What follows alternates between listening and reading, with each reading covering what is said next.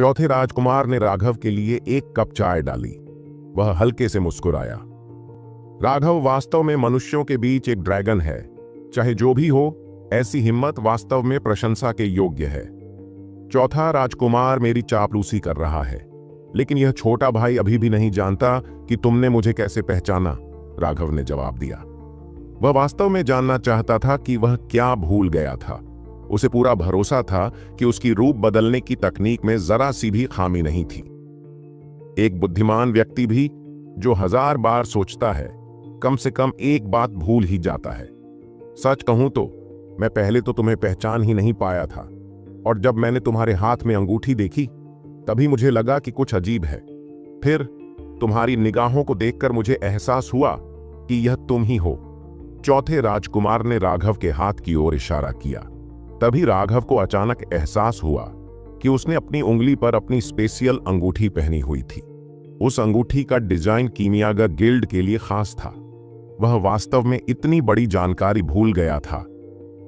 चौथा राजकुमार सचमुच छोटी से छोटी बात पर ध्यान देने वाला व्यक्ति है। यह वाकई काबिले तारीफ है, लेकिन मैं वास्तव में यह जानना चाहता हूं कि तुमने मेरी मदद क्यों की, राघव ने पूछा। हाँ, अगर मैं आपको बता भी दूं तो भी शायद आप मेरी बात पर यकीन न करें। सच तो यह है कि मैं रुद्रा को बहुत नापसंद करता हूं। चाहे जो भी हो, अमोदिता अभी भी मेरी बहन है। हालांकि पारिवारिक स्नेह एक विलासिता है जिसे शाही महल में बर्दाश्त नहीं किया जा सकता, फिर भी मेरे दिल में कुछ है। मेरे पास अमोदिता को किसी ऐसे व्यक्ति से शादी करने के लिए मजबूर करने का दिल नहीं है जिसे वह पसंद नहीं करती। लेकिन आप यह भी जानते हैं कि शाही महल बस ऐसा ही है। यह केवल मायने रखता है कि क्या इससे साम्राज्य को लाभ होगा। कोई भी आपकी भावनाओं की परवाह नहीं करता है। यह शाही महल में रहने का बस असहाय सत्य है। मैंने महारानी दामिनी को कई बार मनाने की कोशिश की ताकि उनका मन बदल जाए, लेकिन इसका कोई असर नहीं हुआ। अंत में मैंने उन्हें क्रोधित कर दिया और महारानी दामिनी हॉल से बाहर निकाल दिया गया। इस तथ्य से कि राघव आज अमोदिता से मिलने आए हैं, मैं बता सकता हूं कि अमोदिता के लिए आपके मन में सच्ची भावनाएं हैं, लेकिन मेरी क्षमता सीमित है और मैं आपकी केवल इतनी ही मदद कर सकता हूं, चौथे राजकुमार ने आह भरते हुए कहा। चौथा राजकुमार बहुत विनम्र है। राघव को यह बात याद रहेगी। ऐसा लग रहा था कि उसे आज चौथे राजकुमार का एहसान चुकाना होगा। जहां तक आपके शर्मा परिवार के वजीफे के खत्म होने की बात है, मैंने एक बार इसकी जांच करने की कोशिश की थी, लेकिन मैं इसकी तह तक पहुंचने से पहले ही चुप हो गया। इसलिए जब बात आपके शर्मा परिवार की आती है तो मैं भी शक्तिहीन हूं, राघव ने भौहें सिकोड़ते हुए पूछा। क्या चौथा राजकुमार मुझे बता सकता है कि उसने क्या खोज की है? अच्छा, यह शाही महल में घटी घटना थी, इसलिए यह बहुत ही उलझा हुआ है।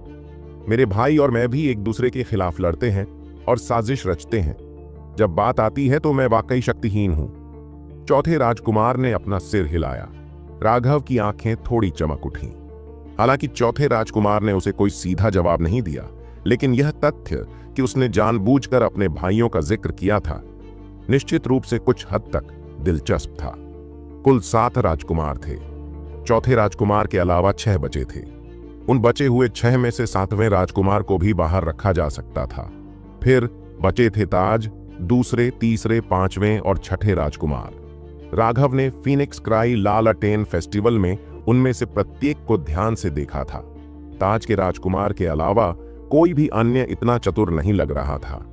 फिर सबसे संदिग्ध व्यक्ति तो राजकुमार ही होगा। इसके अलावा राघव ने कैलाश को मारने वाले हत्यारे को अपने गुर्गे के रूप में पहचान लिया था। सारे सबूत उसी की ओर इशारा कर रहे थे। बहुत बहुत धन्यवाद, राघव ने अपने हाथों को मोड़ा। हाँ, मैंने कुछ नहीं कहा। मैं आपका धन्यवाद स्वीकार नहीं कर सकता, चौथा राजकुमार हंसा। फिर उसने आह भरी। कभी कभी मैं वास्तव में आप महान उत्तराधिकारियों से ईर्ष्या करता हूं।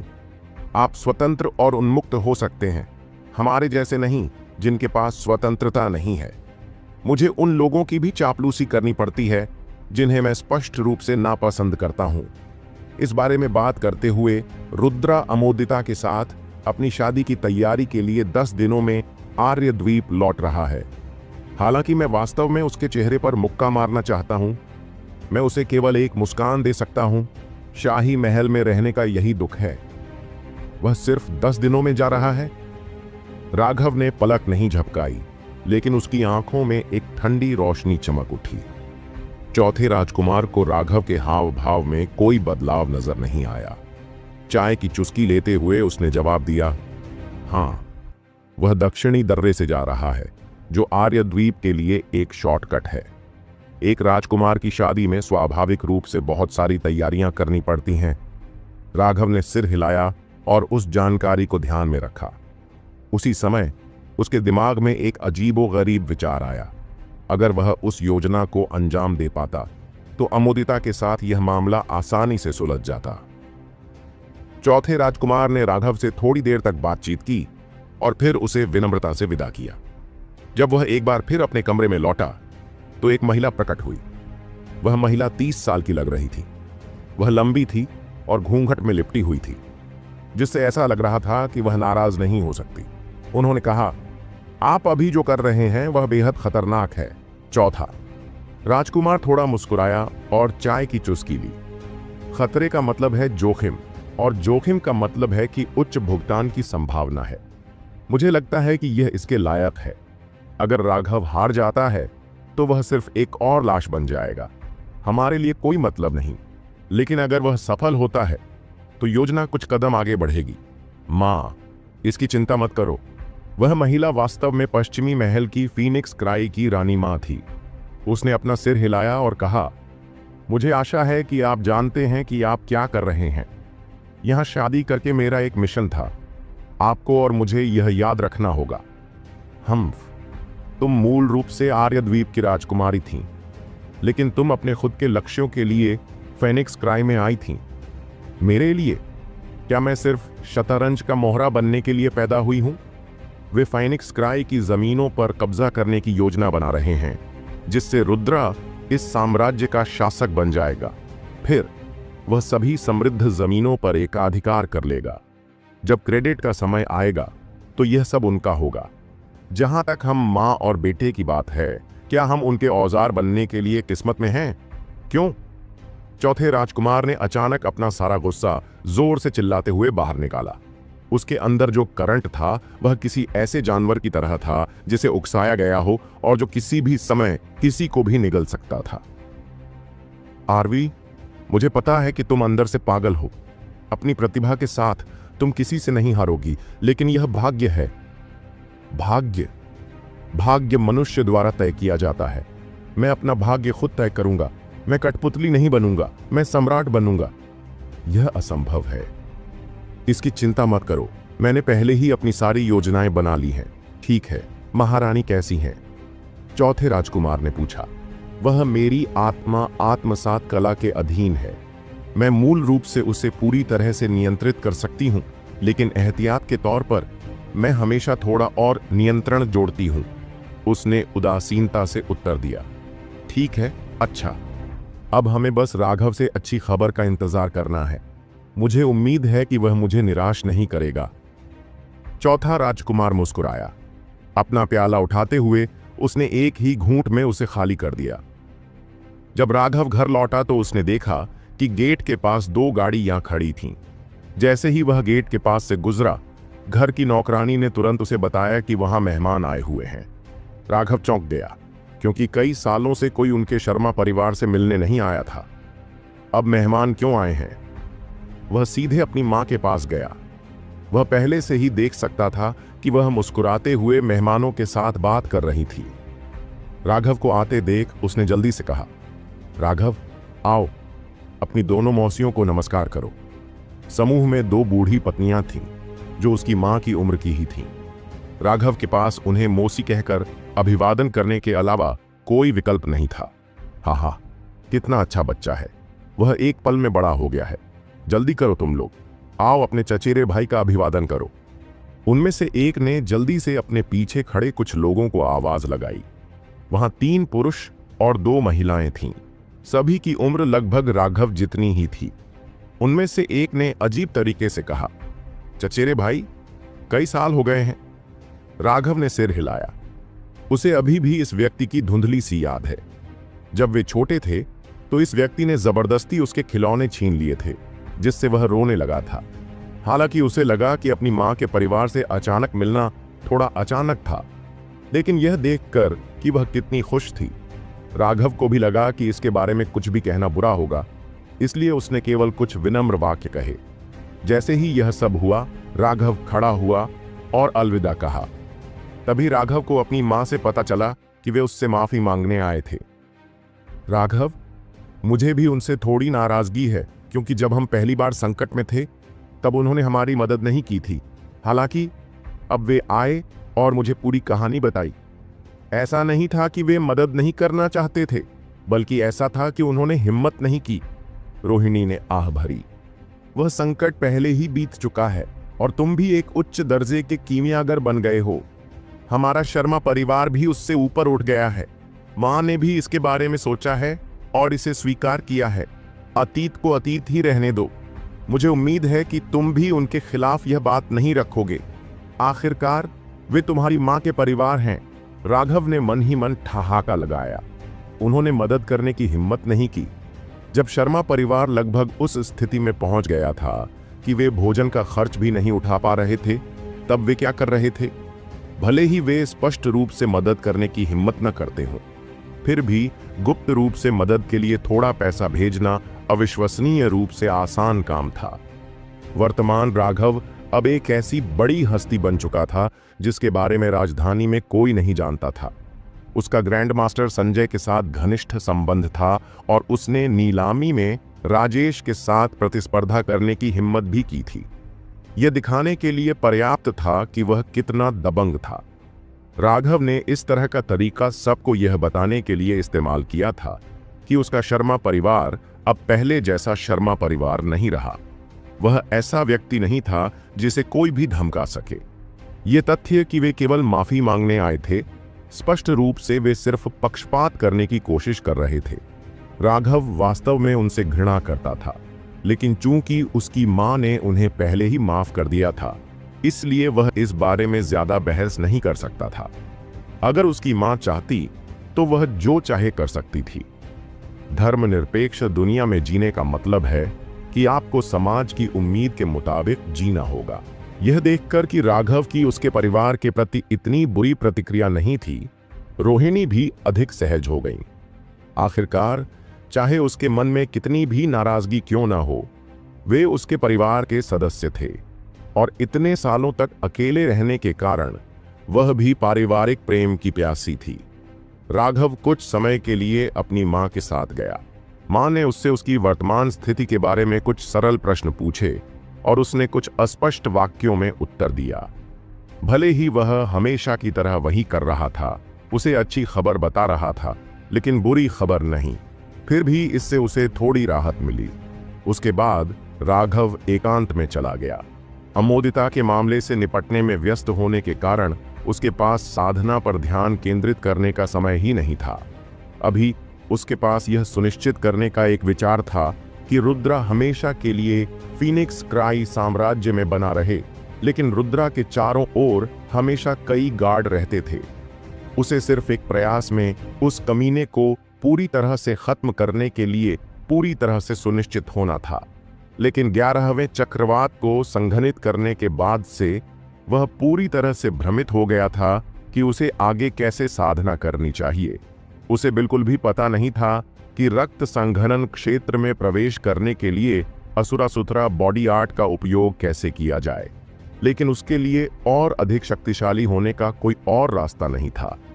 असुरासुथरा बॉडी आर्ट के बिना उसके पास कोई वास्तविक डेंटियन नहीं था, इसलिए केवल इसमें और अधिक प्रशिक्षण के द्वारा ही वह आगे बढ़ सकता था। यंग स्वामी, कोई आपको ढूंढ रहा है। अतिथि कक्ष में एक लंबी सफेद स्कर्ट पहने एक महिला बैठी थी जो हैरान राघव पर हंस रही थी। क्या इतनी देर में भी तुम मुझे नहीं पहचान पाए? राघव ने कभी नहीं सोचा था कि उसे ढूंढने वाला मेहमान असल में यही महिला है। उसे लगा जैसे वह सपना देख रहा हो। वह महिला वास्तव में वही युवती थी जिसने उसे दुष्ट कुणाल से बचाया था जब उसने सनसेट माउंटेन पर उस पर हमला किया था। नहीं, मैंने अभी तक बड़ी बहन को आपकी मदद के लिए धन्यवाद नहीं दिया है। राघव ने जल्दी से कहा। मुझे बड़ी बहन मत कहो, यह अजीब लगता है। मैं बहन सीमा की जूनियर प्रशिक्षु बहन हूं। मेरा नाम आरोही है, इसलिए आप मुझे बहन फैंगेर कह सकते हैं। वह हंसी। हाँ हाँ। फिर छोटा भाई राघव बहन आरोही को बधाई देता है। राघव हंसा। लू आरोही के प्रति उसके मन में एक तरह की दोस्ताना भावना थी। उसे देखकर उसे लगा कि अब उसके और सीमा के बीच पहले जैसी दूरी नहीं रही। उसके पास आत्मा को पोषण देने वाली गोली देने का एक तरीका भी था। हाँ, तुम्हारा मुंह वाकई बहुत कुशल है। कोई आश्चर्य नहीं कि तुम फीनिक्स क्राई एम्पायर की सभी युवतियों के दिलों में आदर्श बन गई हो। लू आरोही ने उसका एक चित्र दिखाया और हंस पड़ी। उस चित्र को देखकर राघव को तुरंत शर्मिंदगी महसूस हुई। यह यशवंत के साथ उसकी लड़ाई फीनिक्स क्राई डिवाइन बैटल के कॉमिक चित्रण का कवर था। खांसी, यह तो कुछ व्यापारियों का मजाक था। तुमने एक राजकुमारी के सामने अपनी भावनाओं को व्यक्त किया और फिर एक शक्तिशाली प्रतिद्वंद्वी को हराने के लिए अपनी ताकत का इस्तेमाल किया। यह एक मजाक था, आरोही ने चिढ़ाते हुए कहा। राघव को तुरंत ऐसा लगा जैसे उसका दिल बैठ गया हो। अगर यह बात सीमा को पता चल गई तो राघव, यह स्वीकार्य नहीं है। मेरी बड़ी बहन मानव रूप में एक परी है। उसके मन में तुम्हारे लिए अनुकूल धारणा हो। क्या तुम नहीं जानते कि इसे कैसे संजोया जाए? आरोही असंतुष्ट थी। चूंकि हम एक दूसरे को थोड़ा बहुत जानते हैं, इसलिए मैं तुम्हें कुछ सलाह दूंगी। उस राजकुमारी से तुरंत संबंध तोड़ लो और मुझे अपनी बड़ी बहन को इसके बारे में बताने की जरूरत नहीं पड़ेगी। ये सुनते ही उसके चेहरे के भाव तुरंत बदल गए। अमोदिता के मन में उसके लिए जो गर्मजोशी और कोमलता थी, उसके बारे में सोचते हुए उसने अपना सिर हिलाया और आह भरते हुए कहा, माफ करें, मैं ऐसा नहीं कर सकता। उन्होंने कहा कि उन्हें ऐसा महसूस हो रहा था जैसे उनके दिल में सुइयां चुभ रही हों। यह निर्णय लेना बहुत कठिन था। सीमा की खूबसूरती और दयालुता उसके दिल में गहराई से अंकित हो गई थी। उसने उससे प्यार का पहला स्वाद चखाया था। अमोदिता के लिए वह उसके लिए अपना सब कुछ बलिदान कर देगी। इस समय अमोदिता को छोड़ने के लिए कहना उसके लिए बिल्कुल असंभव था। तुम इतने जिद्दी कैसे हो सकते हो? तुम सिर्फ मेरी बड़ी बहन से ही संतुष्ट नहीं हो, तुम्हें यहाँ की औरतों के साथ भी खेलना है। अगर तुमने उसे चुना है तो फिर कभी मेरी बहन को देखने के बारे में मत सोचना। आरोही ने गुस्से से चेतावनी दी। राघव ने गहरी सांस ली। अपनी जटिल भावनाओं के सामने वह पूरी तरह से असहाय था। उसने दोनों में से किसी को भी देने से इनकार कर दिया, लेकिन अब उससे चुनना था कि कौन सा। यह देखकर कि राघव चुप रहा, आरोही ने आगे कहा, क्या तुम सच में किसी राजकुमारी के लिए मेरी बहन को छोड़ने जा रहे हो? मैं हार नहीं मानूंगा। मैं किसी एक को भी नहीं छोड़ सकता। राघव ने अपना सिर हिलाया। हाँ, तुम्हारा चेहरा वाकई बहुत मोटा है। तुम वास्तव में दो सुंदरियों को अपने लिए एकाधिकार करना चाहते हो। क्रोधित आरोही वास्तव में हंस पड़ी जब उसने राघव को इतने आत्मविश्वास और बेशर्मी से काम करते देखा। राघव यह सुनकर चौंक गया। उसे समझ में नहीं आया कि आरोही क्या कह रही थी। जो भी हो, एक सच्चे आदमी को ऐसे ही पेश आना चाहिए। अगर तुमने सच में मुझे खुश करने के लिए उस दयनीय राजकुमारी को छोड़ दिया होता तो तुम्हें सच में मेरी बहन को हमेशा के लिए अलविदा कहना पड़ता। आरोही ने हंसते हुए कहा, प्यार में चंचल आदमी मेरी बहन की नजरों में कैसे आ सकता है? अभी तो बस एक छोटी सी परीक्षा थी। मुझे लगता है कि तुम बस पास हो गए हो। राघव के माथे से पसीने की एक बूंद चुपके से लुढ़क गई। थकावट का एहसास उसे घेर रहा था। वह किसी के साथ एक बड़ी लड़ाई करना पसंद करेगा, बजाय इसके कि वह फिर से ऐसी परीक्षा दे। हालांकि तुम भी बहुत जल्दी जश्न मना रहे हो। वह परीक्षण मैंने व्यक्तिगत दृष्टिकोण से किया था। जहां तक मेरी बड़ी बहन का सवाल है, वह तुम्हें अपने साथ एक और सुंदरी रखने देगी या नहीं, यह तो केवल वही जानती है। आरोही ने उसे शांत देखकर हंसते हुए चेतावनी दी। उसकी नसें जो अभी अभी ढीली हुई थीं, तुरंत फिर से कस गईं। आरोही ने आगे कहा, लेकिन मेरी बहन के बारे में जो मैं समझता हूं, उसके अनुसार तुम्हें सभी पुरुषों में से सबसे बड़ा मौका मिलना चाहिए और मेरी मदद से तुम्हारे मौके और भी बढ़ जाने चाहिए। तो फिर मैं बहन फैंगेर को मदद के लिए धन्यवाद दूंगा। राघव ने जल्दी से कहा। हाँ हाँ, मैं अब तुम्हें परेशान नहीं करूंगा। मुझे यहाँ काम से आना था। 7 दिन और रात उड़ान भरने के बाद मैं पहले से ही पूरी तरह से थक चुका हूँ। इसके अलावा तुम मुझे एक कप चाय भी नहीं पिलाते। आरोही ने असंतुष्ट होकर आह भरी। ओह, मैं तुरंत बहन आरोही के लिए कुछ चाय बनाकर लाता हूँ।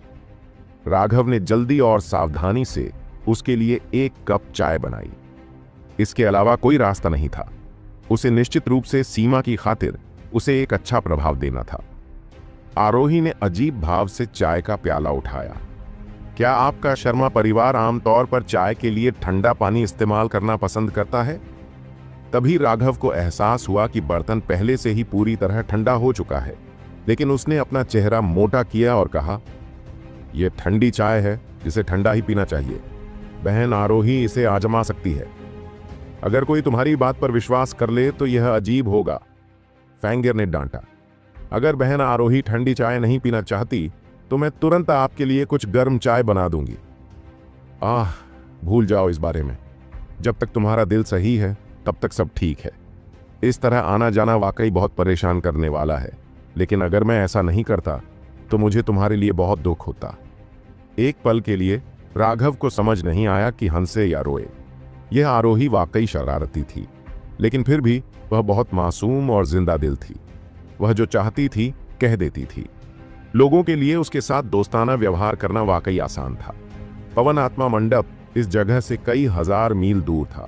भले ही वह जादुई जानवर पर सवार थी, फिर भी पूरे 7 दिन और रात की यात्रा करना बहुत थका देने वाला था।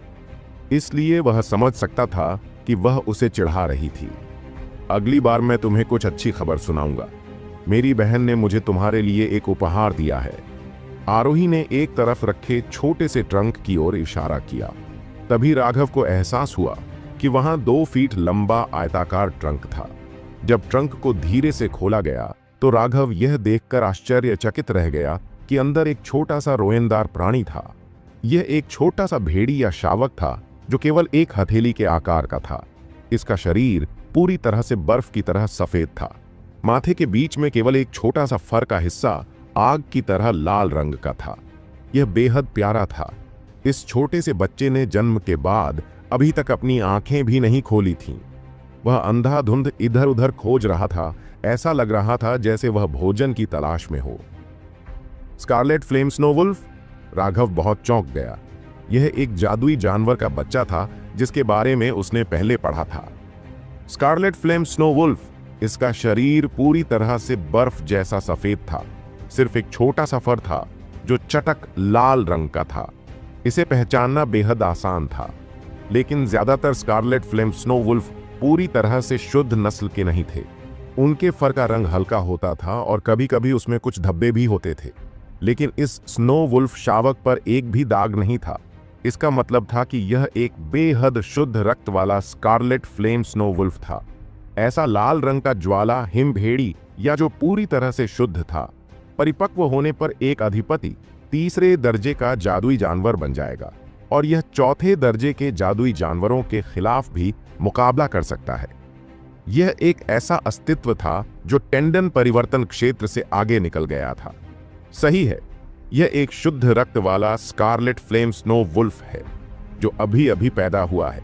यह मेरी बहन को उसके मालिक की ओर से एक उपहार के रूप में दिया गया था, लेकिन वह चाहती थी कि मैं इसे तुम्हें देने के लिए रात में उड़कर आऊं। आरोही ने एक जटिल अभिव्यक्ति के साथ राघव को देखा। उसका दिल कांप उठा। न केवल सीमा उसे भूली नहीं थी, बल्कि वह वास्तव में उसके बारे में चिंतित थी।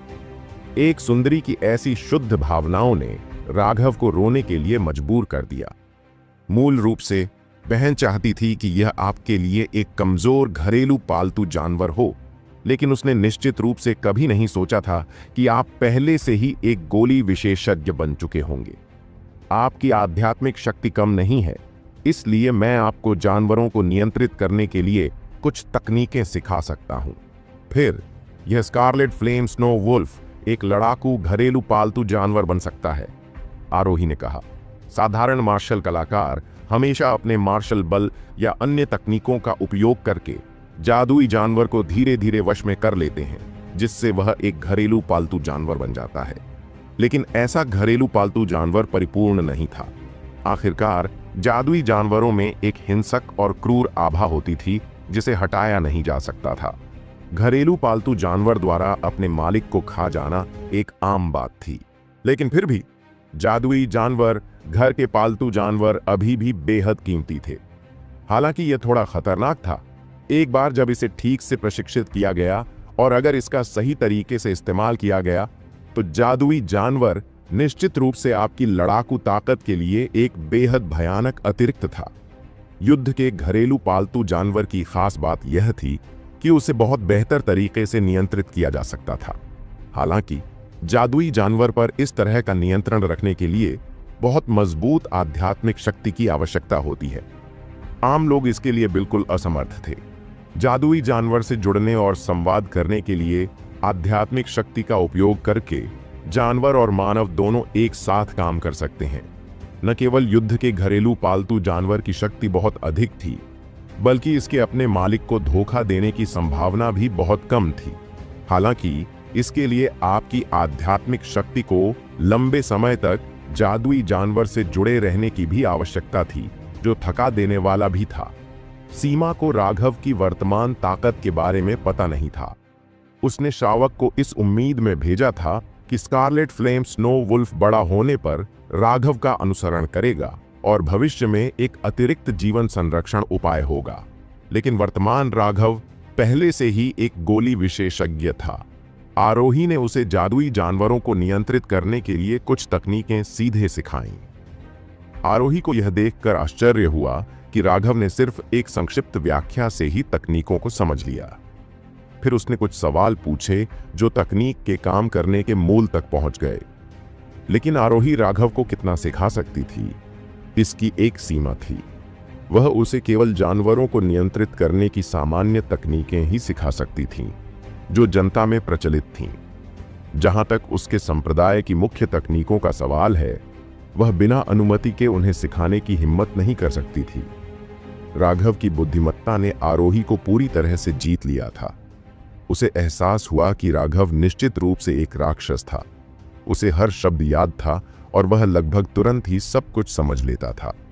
उसने उससे उन विचारों के बारे में भी सवाल पूछे जिनके बारे में उसने कभी सोचा भी नहीं था।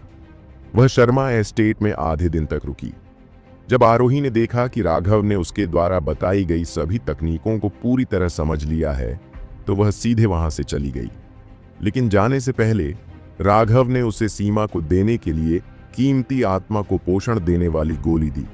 उसके जाने के बाद राघव ने उस छोटे बच्चे को देखा जिसे वह अपनी छाती से लगाए हुए था और वह गर्मी महसूस किए बिना नहीं रह सका। इस स्कारलेट फ्लेम स्नो वुल्फ का अस्तित्व इस बात का सबूत था कि वह सीमा के दिल में मौजूद था। राघव को यह जानकर बहुत अच्छा लगा कि सीमा को उसकी परवाह है। उसे उम्मीद थी कि राजधानी में सब कुछ जल्द से जल्द ठीक हो जाएगा, ताकि वह इन असभ्य भूमि से बाहर निकलकर उस विशाल आकाश में प्रवेश कर सके। ऐसा इसलिए था क्योंकि वह जानता था कि एक बेमिसाल सुंदरता उसका इंतजार कर रही है। सीमा के बारे में सोचते हुए राघव को लगा कि उसका खून गर्म हो गया है। उसे जल्दी से उठना पड़ा। वाह! अचानक उसकी गोद में मौजूद छोटे बच्चे ने जोर से चीख मारी और उसके पूरे शरीर पर टहलने लगा। उस छोटे से लड़के को देखकर राघव मुस्कुराया, लेकिन उस पल उसे अचानक एक बेहद अस्पष्ट हत्या का इरादा महसूस हुआ। कोई उस पर जासूसी कर रहा था। यही उसकी पहली प्रतिक्रिया थी। हालांकि पूरे शर्मा एस्टेट में अपनी दिव्य भावना फैलाने के बाद भी उसे कोई भी संदिग्ध नहीं मिला, लेकिन यह एहसास निश्चित रूप से कोई गलती नहीं थी। अपनी समझदार आत्मा से उसने निश्चित रूप से उस अत्यंत अस्पष्ट हत्या के इरादे को महसूस किया था। राघव को अपने अंतर्ज्ञान पर पूरा भरोसा था। अगर शर्मा परिवार में कोई भी संदिग्ध नहीं था, तो इसका मतलब था कि दुश्मन दूर से देख रहा था। यह देखकर कि आकाश में पहले से ही अंधेरा छा रहा था, राघव ने खुद से कहा और पिल्ला जैसे दिखने वाले स्कारलेट फ्लेम स्नो वुल्फ को वापस उसकी सूंड में डाल दिया। वह ट्रंक आरोही द्वारा लाया गया था। उसके अंदर एक पौष्टिक तरल पदार्थ था जो शावक के लिए पीने के लिए पर्याप्त था, ताकि वह मर न जाए। छोटे शावक के लिए उचित स्थान निर्धारित करने के बाद उसने अपना व्यवहार बदल लिया और अपनी संपत्ति छोड़ दी। जैसी कि उम्मीद थी, उसका अंतर्ज्ञान सही निकला। जैसे ही वह गेट के पास से गुजरा, उसे लगा कि लोग उसे देख रहे हैं। चलते हुए उसके चेहरे पर एक ठंडी मुस्कान आ गई। वह जानता था कि वे लोग उसे मारने की तैयारी कर रहे थे। अगर उसका अनुमान सही था तो उन्हें रात होने का इंतजार करना चाहिए था, ताकि वे शर्मा एस्टेट में घुसकर उसकी हत्या कर सकें। वह अपने घर में लड़ना पसंद नहीं करता था, इसलिए वह चला गया। और जैसा कि उसने उम्मीद की थी, जब वह एक दर्जन मील दूर चला गया और एक ऐसे सुदूर इलाके में पहुंचा जहां कोई और मौजूद नहीं था, तो एक तेज सीटी वाला तीर सीधे उसकी पीठ पर मारा गया। जब तक वह कुछ कर पाता और सावधान हो जाता, तब तक बहुत देर हो चुकी थी। उसे गोली लगी थी और वह कराहते हुए जमीन पर गिर पड़ा। 10 से ज्यादा लोगों ने राघव को घेर लिया। वे सभी लोग नकाब पहने हुए थे। अपनी तलवारें उठाकर उन्होंने पीछे हटने के सभी रास्ते पूरी तरह से काट दी। फीनिक्स क्राई नंबर 1 जूनियर पीढ़ी, वह तो बस एक बेवकूफ है। उसे इतनी आसानी से संभाला गया, नकाब पोशों में से एक ने ठंडे स्वर में कहा। जैसे ही उसने अपनी बात पूरी की, एक तीर ने उसके पेट में जोरदार वार किया। उसकी आंखें चौड़ी हो गईं और वह अपने पेट की ओर देखने की हिम्मत भी नहीं कर पाया, क्योंकि उसे लगा कि उसकी जान तेजी से खत्म हो रही है। वह जमीन पर गिर पड़ा। मरते समय भी उसे यह नहीं पता था कि उसे किसने मारा था। सावधान! बाकी सभी लोग तुरंत पीछे हट गए और हैरान होकर राघव को देखने लगे। उन्होंने देखा कि उसकी पीठ पर लगा तीर गायब हो गया था। इससे भी महत्वपूर्ण बात यह थी कि राघव बिल्कुल ठीक लग रहा था। वह जमीन से उठा और उदासीनता से अपने कपड़ों से धूल झाड़ने लगा। राघव बहुत पहले से ही चौकन्ना था, तो उस पर घात लगाना इतना आसान कैसे हो सकता था। जिस क्षण वह तीर उसे लगने वाला था, उसने उसे हवा में ही पकड़ लिया था। लेकिन उसने ऐसा दिखावा किया था कि उसे मारा गया है और वह शक्तिहीन होकर जमीन पर गिर पड़ा है। उसने यह सब बहुत ही शानदार तरीके से किया था। उसने ऐसा इसलिए किया था ताकि यह पता लगा सके कि यह समूह किस लिए आया है। तीर के सिरे पर कोई जहर नहीं था और धनुष की डोरी की झनकार बहुत तेज थी। पेशेवर हत्यारे निश्चित रूप से ऐसे दुश्मन के पास अचानक नहीं जाएंगे जिसकी मौत की पुष्टि नहीं हुई हो। एक साथ उनकी एक चीख के बाद नकाबपोश लोगों ने अचानक अपनी आभा छोड़ी। रक्त आध्यात्मिक ऊर्जा आसमान में उड़ गई। उनमें से हर एक रक्त संघनन विशेषज्ञ था। राघव के हाथ में एक धातु की अंगूठी के साथ एक तलवार दिखाई दी। यह उस व्यक्ति का हथियार था जिसे उसने मारा था। उसने अब उनके एक हमले को रोकने के लिए इसका इस्तेमाल किया। जिस व्यक्ति के हमले को उसने रोका था, उसका हाथ सुन्न हो गया था। राघव की तलवार के पीछे की शक्ति चौंकाने वाली थी। उसके हाथ में तलवार उड़ गई और वह अपनी पीठ पर गिर गया। उस व्यक्ति के शरीर पर एक ठंडी रोशनी चमकी और वह 2 टुकड़ों में बंट गया। एक पल के लिए खून की बारिश हुई। अब जबकि राघव ने 11 चक्रवातों को एकत्रित कर दिया था जो भयावह आकार तक पहुंच चुके थे, तो उसका एक आकस्मिक प्रहार भी व्यावहारिक रूप से अजेय था। अपनी तलवार की एक लहर से रक्त संघनन विशेषज्ञ को आसानी से मार डालने के बाद खून की तीखी गंध हवा में भर गई। उसके शरीर में चक्रवात लगभग भड़क गए थे और राघव के किसी भी आग्रह के बिना वे तेजी से घूमने लगे। पलक झपकते ही उनके समूह के 2 सदस्य मर गए। वे सदमे और गुस्से से भर गए। वे गुस्से से चिल्लाने लगे और एक साथ हमला कर दिया। उनमें से प्रत्येक ने राघव के एक महत्वपूर्ण बिंदु पर वार किया। राघव ने ठंडी सांस ली। आध्यात्मिक ऊर्जा तेजी से उसकी बाहों में उमड़ पड़ी। सिर्फ एक तलवार का इस्तेमाल करके राघव ने 10 से ज्यादा लोगों के हमलों को नाकाम कर दिया। एक तेज धमाके के साथ आध्यात्मिक ऊर्जा तरंगें चौंका देने वाले भयानक उतार चढ़ाव के साथ बाहर निकली। 10 से ज्यादा लोगों की संयुक्त ताकत से उन्होंने राघव को कई कदम पीछे धकेल दिया। वह बिल्कुल भी घायल नहीं हुआ। हालांकि उसकी तलवार इतनी भयानक ताकत झेलने में असमर्थ थी और टूट गई, सिर्फ मूठ ही बची। वे सभी इस बात से बहुत हैरान थे कि राघव अकेले ही उनके संयुक्त हमले को रोकने में सक्षम था। उनमें से 3 तो मध्य रक्त संघनन क्षेत्र में भी थे। अच्छा, फिर से उनमें से एक ने आदेश दिया।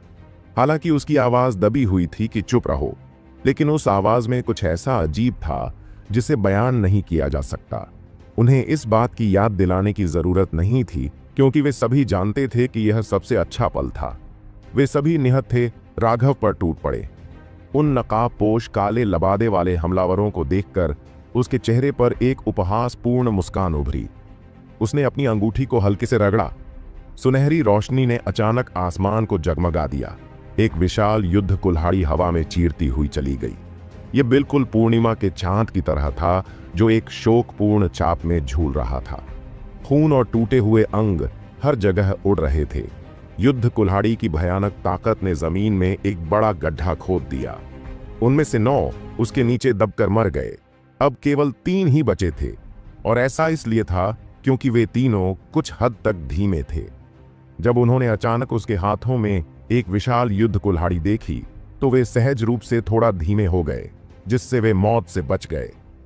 लेकिन वे तो बच गए, लेकिन बाकी लोग इतने भाग्यशाली नहीं थे। उस विशाल युद्ध कुल्हाड़ी के सामने उनके हाथों में तलवारें खिलौनों से अलग नहीं थीं। वे सभी टुकड़े टुकड़े हो गए थे। उस विशाल शक्ति ने राघव को भी प्रभावित करने में कामयाबी हासिल की थी। यह भारी हथियारों की दबंग शैली थी। आपकी शक्ति कई गुना बढ़ जाएगी, जिससे आप अपने दुश्मनों को पूरी तरह से कुचल सकते हैं। लेकिन एक कमी यह थी कि राघव को कुल्हाड़ी पकड़ने के लिए 2 हाथों की जरूरत थी। ऐसा इसलिए था क्योंकि कुल्हाड़ी का हैंडल बहुत मोटा था। साथ ही सिर्फ एक हाथ की ताकत कुल्हाड़ी की पूरी क्षमता को बाहर निकालने में असमर्थ थी। यद्यपि वह कुल्हाड़ी बहुत शक्तिशाली थी, फिर भी बहुत अधिक बल प्रयोग करने के कारण उसकी भुजाओं में बहुत अधिक दर्द होने लगा। अब तुम लोगों को नरक में भेजने का समय आ गया है। उसने धीरे से विशाल कुल्हाड़ी उठाई। तभी बाकी तीनों ने प्रतिक्रिया की। वे तुरंत भाग गए और पलक झपकते ही गायब हो गए। जिस दिशा में वे तीनों भाग रहे थे, उस ओर देखते हुए राघव ने असहाय होकर आह भरी। वह खुद बड़ी कुल्हाड़ी पर बैठ गया। ऐसा लग रहा था कि उसका उनका पीछा करने का जरा भी इरादा नहीं था। ऐसा नहीं था कि वह उनका पीछा नहीं करना चाहता था, बल्कि इसलिए कि अगर वह उन्हें पकड़ भी लेता तो भी वह उनका कुछ नहीं कर पाता।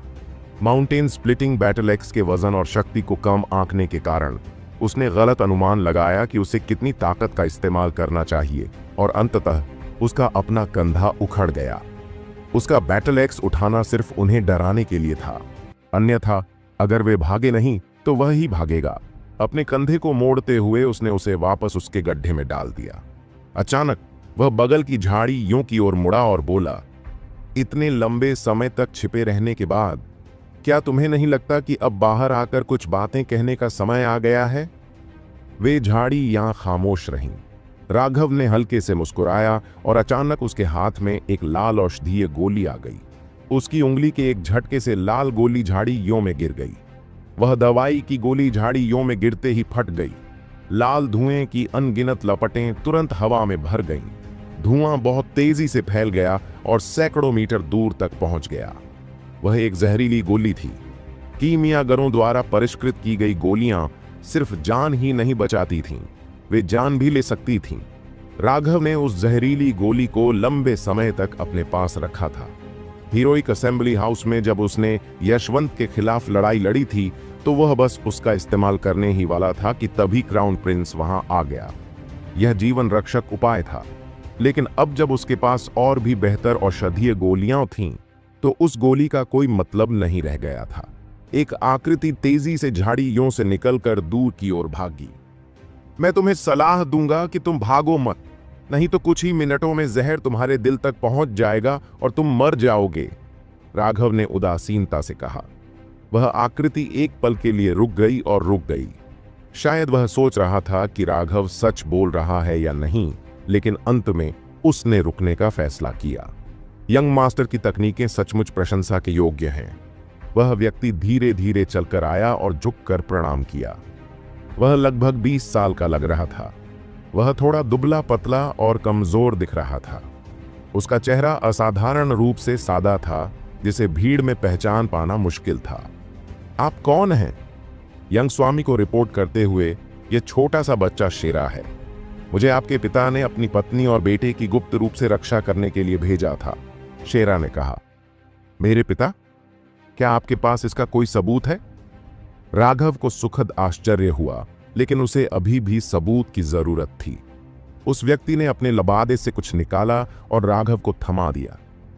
यह एक यादगार चीज है। मुझे वाकई शर्म आ रही है। मेरा मानना है कि यंग मास्टर को इसे जरूर पहचानना चाहिए। राघव ने जब उस चीज को देखा तो वह तुरंत थोड़ा नाराज हो गया। यह एक बांस की तलवार थी जो उसके पिता ने उसे बचपन में पहली बार उपहार में दी थी। उस समय वह सिर्फ 2 साल का था।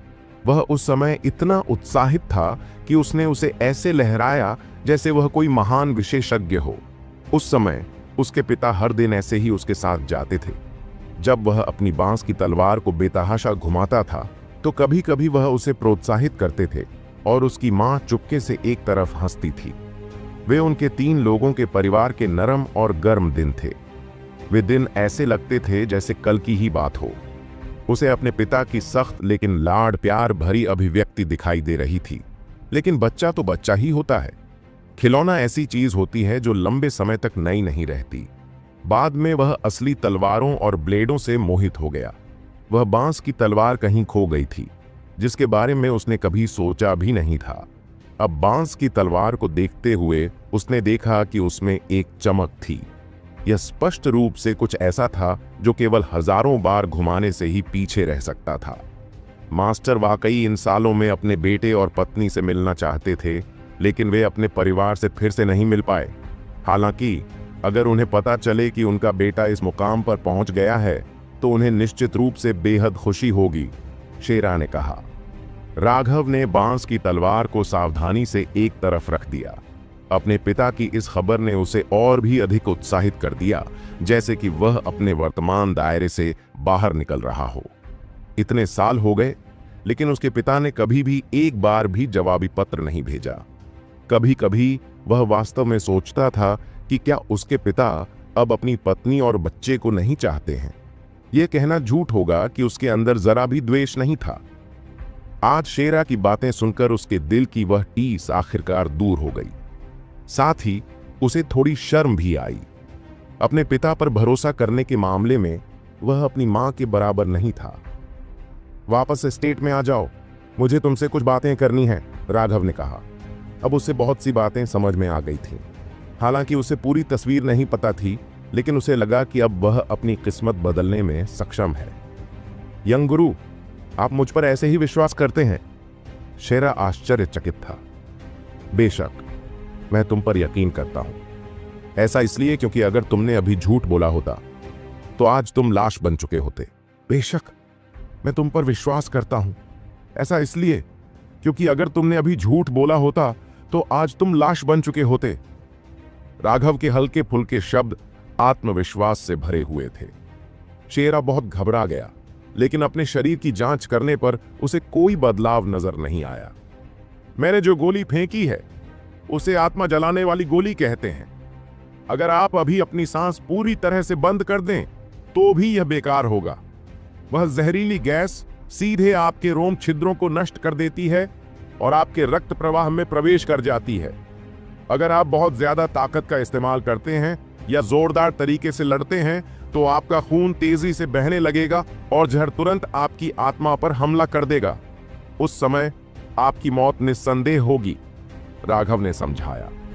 शेरा के चेहरे पर भाव बदल गए। उसने कभी नहीं सोचा था कि राघव की जहर की गोली इतनी भयानक होगी, लेकिन चूंकि राघव पहले से ही उस पर भरोसा करता था, इसलिए वह अब उसे धोखा नहीं देगा।